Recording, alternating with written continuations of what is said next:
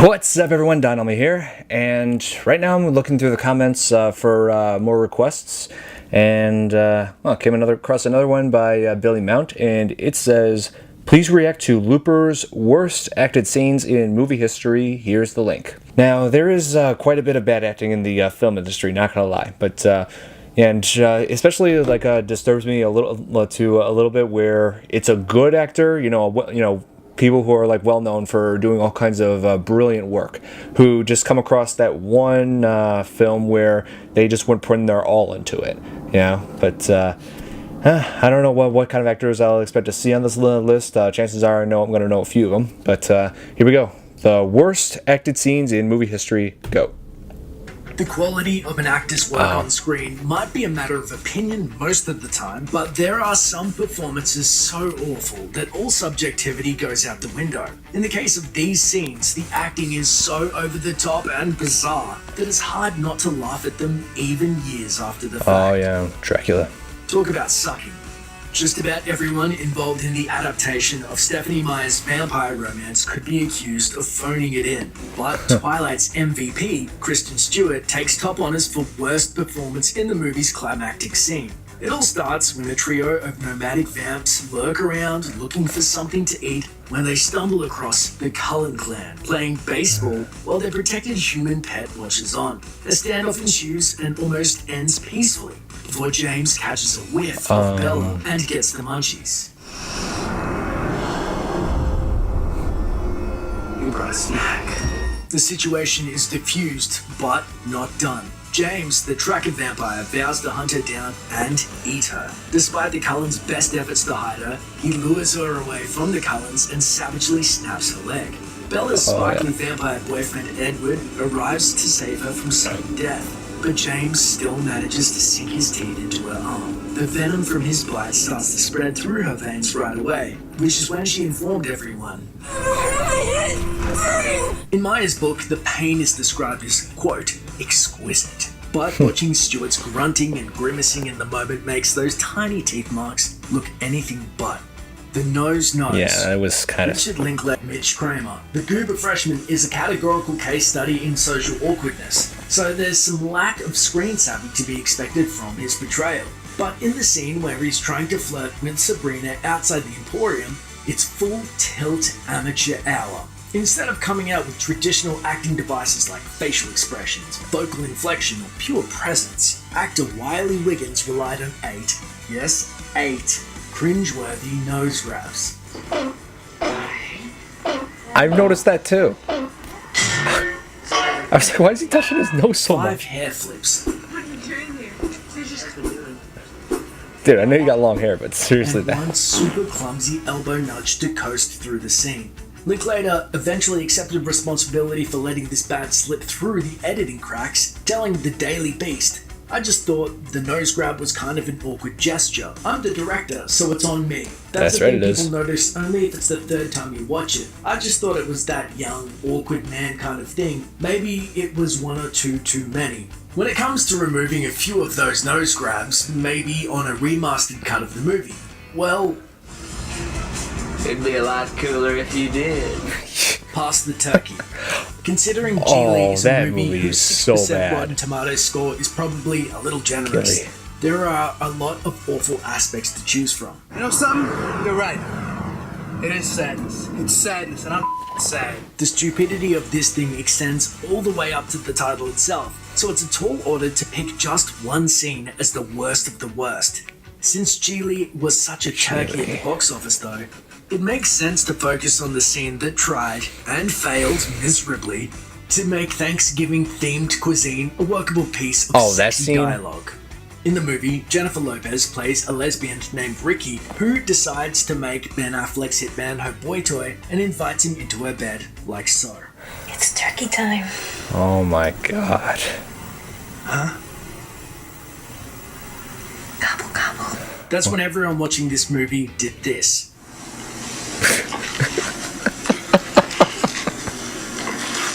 The turkey talk is an evergreen highlight for both Ben and Jen's career blooper reels, even though they've tried to put the picture into perspective ever since.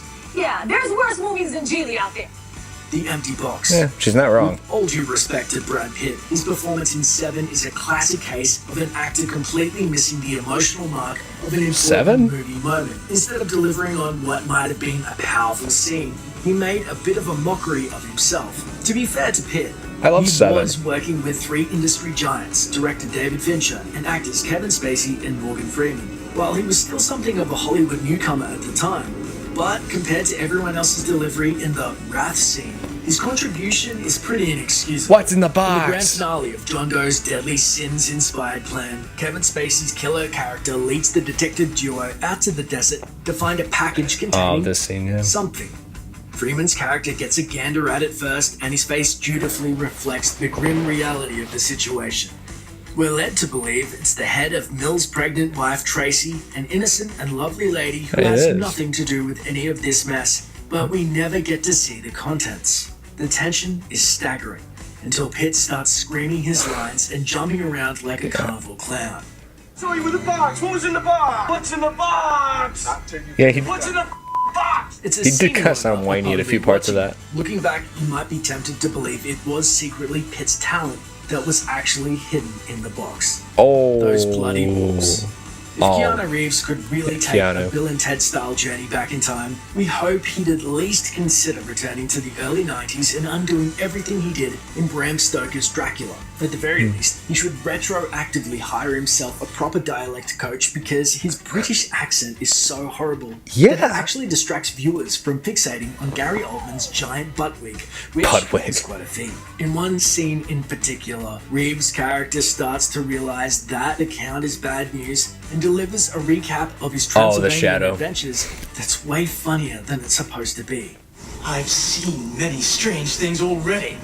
Bloody wolves chasing me through some blue inferno. Even director Francis Ford Coppola, who's practically president of the Keanu Reeves fan club, had to admit to Entertainment Weekly it was tough for him to affect an English accent. He tried so hard. That was the problem, actually.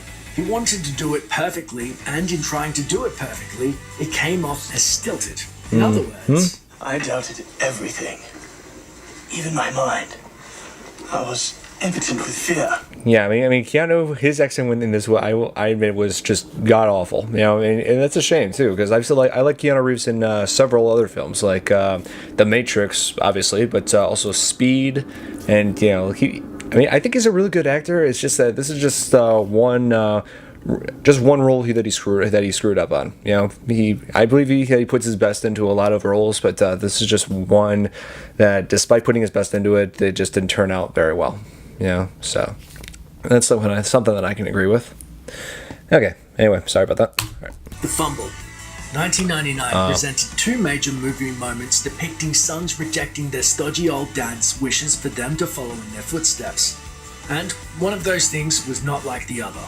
Jake Gyllenhaal's breakthrough performance as Homer Hickman in October Sky features him standing up to the status quo of going to the mineshaft after school with his dad.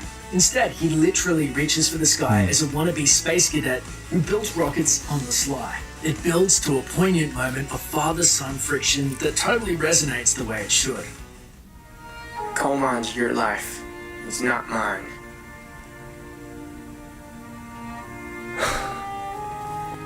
Compare that to James Van Der Beek's showdown with his own pop in Varsity Blues, which hit theaters a few weeks before. In the movie, Van Der Beek plays a backup high school quarterback named Mox, who's hiked his way to the starting squad after an injury takes out the team's original star.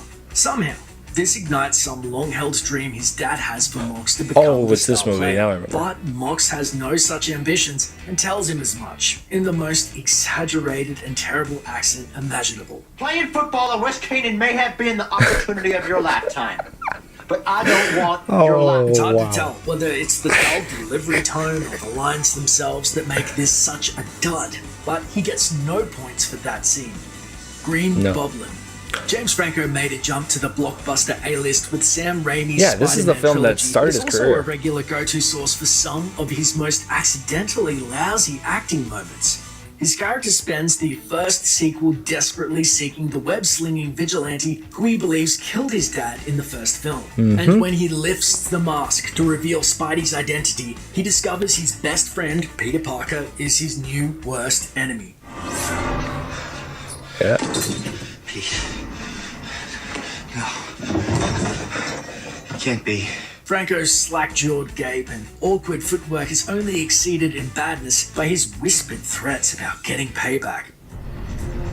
If only I could cause you the pain that you've caused me. The whole thing adds up to a scene I've seen more worse acting than cartoonish this. the comics it was based on. Rain, rain, go away. Andy McDowell never quite lived up to the promise she Murray. displayed in movies from the late 80s and early 90s. Maybe it was because of her wooden performance in Four Weddings and a Funeral. I don't usually skulk a lot, but I suppose I could skulk if skulking were required. Although the film is otherwise moderately charming, there's one scene that tends to ruin it on every re-watch. At the end of the movie, don't think I saw in the this pouring this rain, film. Hugh Grant delivers one of those classic sappy "It was you all along" speeches to McDowell, but his monologue is interrupted by one very pointless observation.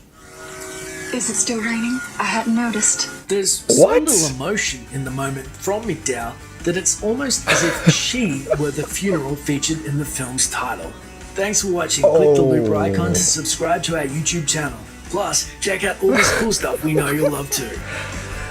Okay, I'm sorry, but that line right there. I mean, that line right there. Is it still raining? Really? I know. I mean, I kind of get what they're trying to do here. They're trying to create, make her seem like she's just lost in the moment or so. But, like one of those cheesy romances. But, yeah. How does it's like, yeah, your power of observation have truly failed you. Seriously. Hope you guys enjoyed my reaction to Looper's worst acted scenes in movies. Hit that like button if you did. Subscribe to my channel. And if you have any suggestions of what I should check out next, just let me know in the comments below. And I'll see you in the next video. Bye.